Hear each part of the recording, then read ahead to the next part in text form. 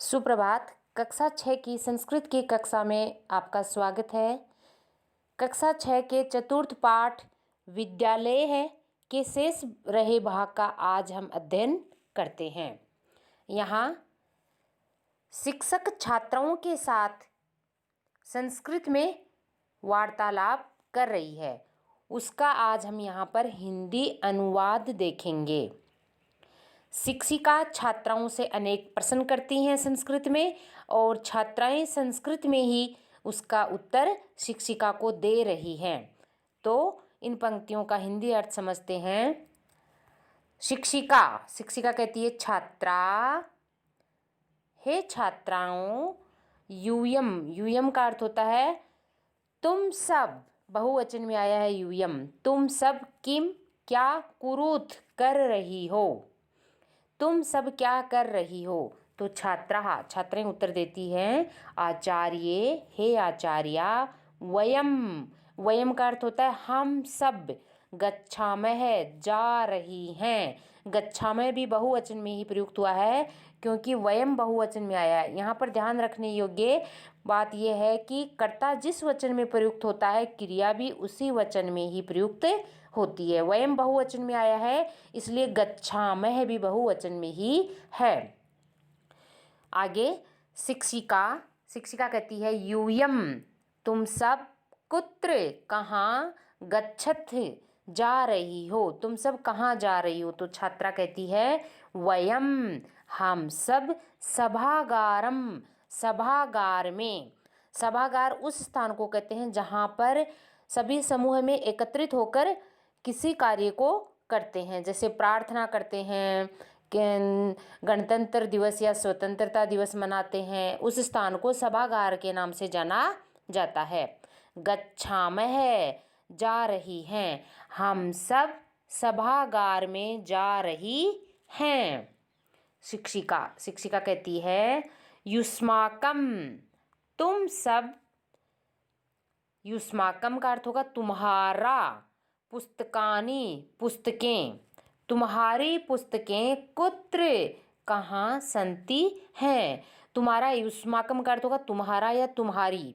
तो यहाँ पर स्त्रीलिंग है इसलिए तुम्हारी पुस्तकें कहाँ हैं। संति बहुवचन में प्रयुक्त हुआ है क्योंकि युष्माकम बहुवचन में है। तुम्हारी पुस्तकें बहुवचन में है।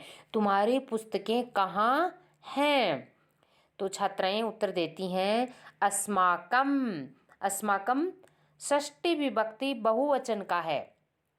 अस्माकम हमारी, पुस्तकानि पुस्तकें, अत्र सन्ति यहीं हैं, हमारी पुस्तकें यहीं हैं। अब एक साथ इसका अर्थ देखते हैं। शिक्षिका, छात्राओं तुम सब क्या कर रही हो। छात्राएं, हे आचार्य हम सब जा रही हैं।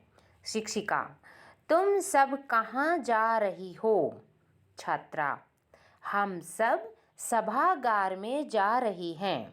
शिक्षिका, तुम्हारी पुस्तकें कहाँ हैं। छात्रा, हमारी पुस्तकें यहीं हैं। इस तरह इसका हिंदी अनुवाद होगा।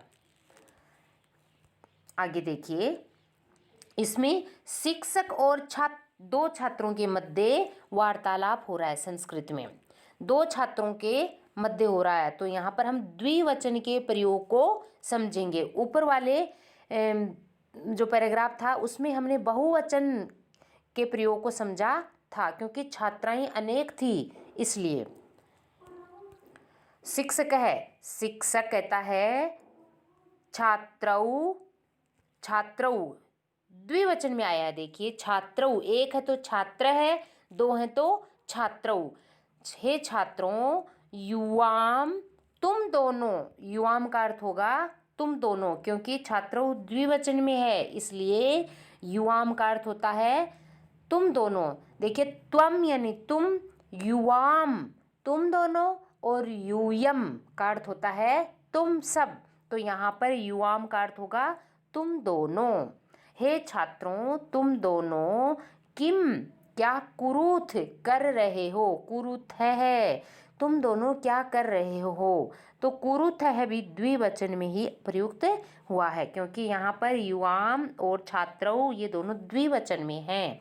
इसलिए शिक्षक कहता है छात्रों तुम दोनों क्या कर रहे हो। तो छात्रों दोनों छात्र कहते हैं, दोनों छात्र। आचार्य, हे आचार्य। आवाम, आवाम का अर्थ होता है हम दोनों। अगर एक है तो अहम, दो हैं द्विवचन में है तो आवाम, और बहुवचन में है तो वयम। वयम यानी हम सब। यहाँ पर आवाम आया है, आवाम का अर्थ है हम दोनों। हे आचार्य हम दोनों श्लोकम, श्लोक को गाया वह, गा रहे हैं। गाया वह, गा रहे हैं। हे आचार्य हम दोनों श्लोक को गा रहे हैं। तो शिक्षक है, शिक्षक कहता है शोभनम, अच्छा। शोभनम का अर्थ होता है अच्छा। शिक्षक को ये बात अच्छी लगती है इसलिए कहता है शोभनम, अच्छा। किम, क्या, युवाम तुम दोनों श्लोकम ने लिखता है, क्या तुम दोनों श्लोक न यानी नहीं लिखता है, लिख रहे हो। क्या तुम दोनों श्लोक को लिख नहीं रहे हो। छात्रों दोनों छात्र। आवाम हम दोनों। लिखावे है, लिखते हैं। पढ़ावे है, पढ़ते हैं। गायावे है, गाते हैं। चित्राणि अपि रचयावे है, चित्राणि यानी चित्रों को, अपि का अर्थ होता है भी, रचयावे है बनाते हैं। रचयावे का अर्थ होगा बनाते हैं। हम दोनों लिखते हैं, पढ़ते हैं, गाते हैं और चित्रों को भी बनाते हैं। तो शिक्षक है, शिक्षक कहता है बहुशोभनम। शिक्षक कहता है बहुशोभनम, बहुत अच्छा। शिक्षक को ये बात और भी अच्छी लगती है इसलिए शिक्षक कहता है बहुशोभनम, बहुत अच्छा। अब एक साथ इसके अर्थ को समझते हैं। शिक्षक छात्रों, हे छात्रों तुम दोनों क्या कर रहे हो। छात्र, हे आचार्य हम दोनों श्लोक गा रहे हैं। तो शिक्षक, अच्छा क्या तुम दोनों श्लोक नहीं लिख रहे हो। छात्र, हम दोनों लिख रहे हैं, पढ़ रहे हैं, गा रहे हैं और चित्र भी बना रहे हैं। शिक्षक, बहुत अच्छा। इस तरह इसका अर्थ होगा। धन्यवाद।